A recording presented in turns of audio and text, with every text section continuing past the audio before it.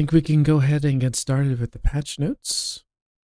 Let's go ahead and jump right in.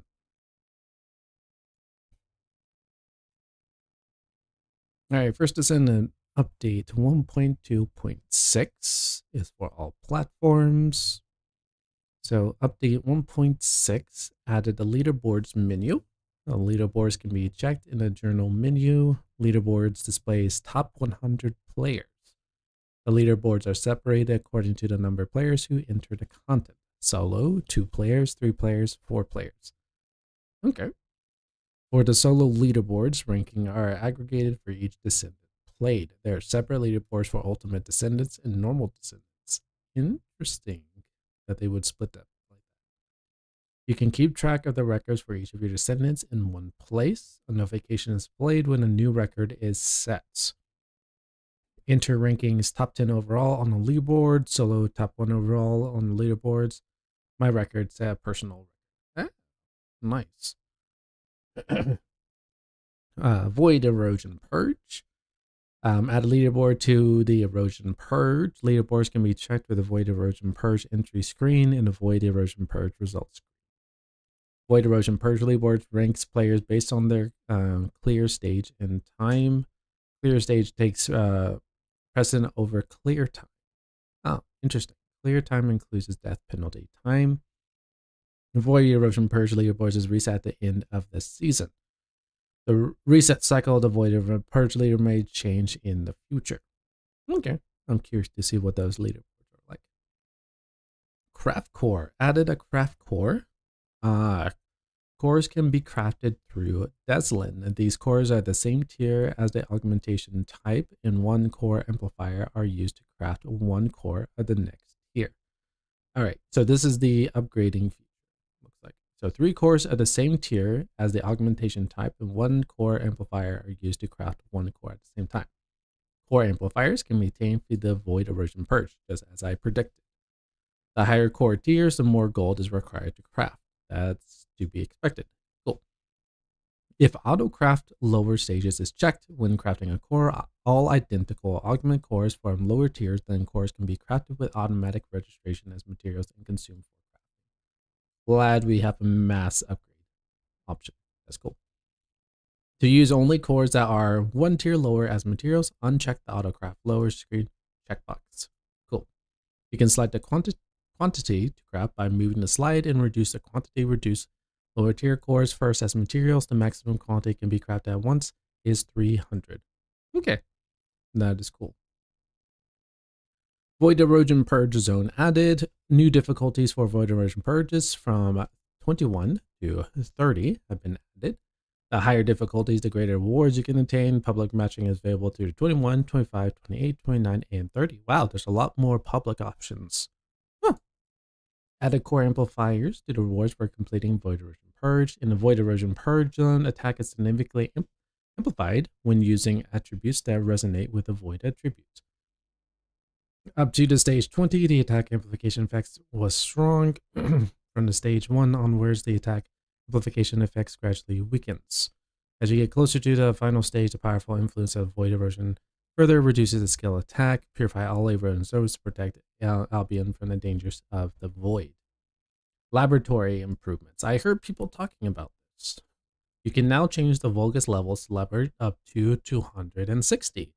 Yay! So we can actually have good damage numbers for higher tier stuff. That is cool. You can now summon Colossi from already completed intercept battles, and so we can practice our damage on the bosses in the laboratory. That is cool. You can set up and summon them in the laboratory's Colossus tab. Oh, that is so cool. Add a feature to view the damage you have inflicted in the laboratory. Oh, so you can see damage numbers too. Total. This is going to be cool.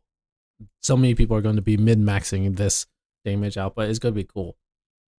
Okay, so with the updates, we have the Purge, core crafting, and leaderboards, but now we're going to move on to the hotfix 1.26. Void Erosion Purge. Change the placement of Void Erosion Purge hard CC immunity guide UI display. Add a UI for legions that appear in each Void Erosion Purge stage and their weakness type information. Yeah, They did mention they were going to show the weakness information, but it was very limited. So I'm glad they're doing a revamp to that. Support request bulletin. Expired support requests are now deleted immediately. The refresh button is now always displayed even if there's no support requests. Yeah, I tried checking out the bulletins, but there was nothing in there. So hopefully we can be able to see some people requesting stuff now, which is pretty cool. Weapons and modules fix the brightness of the beam being too bright in certain areas using Voltia. I'm surprised it took them this long to get that fixed. But I'm glad it's finally fixed. Now people won't have to say, my eyes. But there we go. Increase the maximum number of modules you can own to 2,000. UI UX changes. Using the sieve now displays markers that differentiates elite and common monsters. I don't use the sieve to scan enemy types, but we'll have to check that out. Change the HP bar colors of elite monsters. Oh, so instead of yellow, I'm curious on what color those are. Okay. Add a marker to missions that can be played as public operations on the Void Erosion Purge mission selection screen. Change the UI UX so that the options to apply more selected and applied on the core equipped results screen. Improvise visibility by adding spaces between the core options and the tier value. Core option tiers that are previously displayed in Arabic numerals in some languages are now displayed in Roman numerals. Cool. So just more quality of life for different communities around the world. Add a hold time to the purchase button that applies when Caliber is used immediately without moving to the shop while playing the game. Cool. So just more backup just in case you didn't want to purchase that. Pretty cool. Bug fixes. Fix an issue that caused the monster chain explosive number 2 commander, which appeared in the Vulgar strategic output, to stutter when appearing. Fix the Void Erosion Purge time icon that line image being out of sync. Yes. I have seen that happen before. Fix the hard CC immunity unit that's displayed in the Void Erosion Purge stage where hard CC immune elites do not appear, as no longer displayed those stages. In Void Erosion Purge, press the next stage button. Now properly matchmakes based on the public-private operation status. Usually run with solo, but I mean like with people, but I'm glad they got that figured out with that. Fix an issue with monsters are not summoned when detected by drones in the Void Vessel. Fix an issue with monsters were not summoned when detected by drone. Okay. Fix an issue with drones spawning with awkward animations in Void Vessel, and clearing an outpost, the objectives inside were not visible. Descendants. Fix an issue with the singular skill power modifier did not apply correctly to the damage of Enzo's skill. Oh. Interesting. So Enzo was not doing the correct damage output. Interesting. Concentrated fire when he was equipped with the concentrated fire module. Ah, interesting. Okay. Fix an issue with Valby's jump motion did not display correctly when she was equipped with the tidal wave module. I had tidal wave on. I did not see that. Thankfully, I didn't get hit by that, but I'm glad they got that fixed for everyone. Weapons and modules. Fix an issue with equipping the explosive range module did not affect the effective size. For Death War, Guardian 4, Lightspeed Barrel, Tame Beast, Proof, Vesper's Origin. Okay, cool. So yeah, I was curious on this range explosive module, how it worked. I have it, but I never really tried it out. But glad they got that fixed. Fix an issue with the same module effect for beam rifles and launchers. Beam rifle charge speed increased. Oh wait, what? Where module effects of beam rifles and launchers were not displayed in weapons information. Oh, cool, nice. Fix an issue with the acquired location of hunter external components listed in the story dungeon. Oh, that would be an easy farm.